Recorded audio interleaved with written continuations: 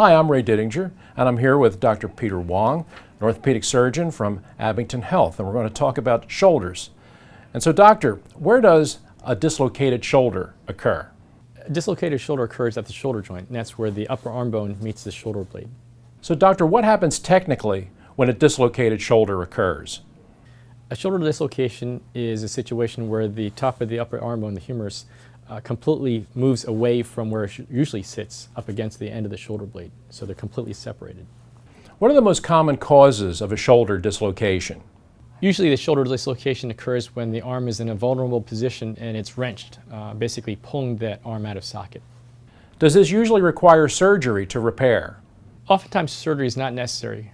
If you wait long enough for some of the tissues to heal and you do some physical therapy to strengthen the muscles around the shoulder to stabilize the joint, oftentimes the dislocation basically heals and patients don't have any further problems. It's when that attempt fails, if the tissues are torn beyond the ability for the body to repair itself or the inability for someone to strengthen the shoulder to stabilize the shoulder from dislocating again, and that's when surgery is oftentimes necessary.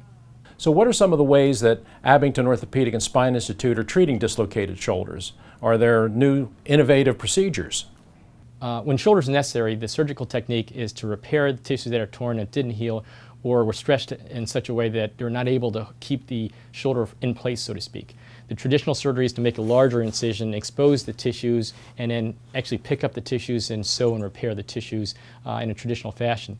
The orthopedic surgeons, sports surgeons at Abington Health are now doing these arthroscopically. We make small focal incisions and put a fiber optic camera into the shoulder, and then through the same small incisions repair by reattaching these tissues back down to the shoulder blade without having to make a large incision, which makes for a quicker recovery.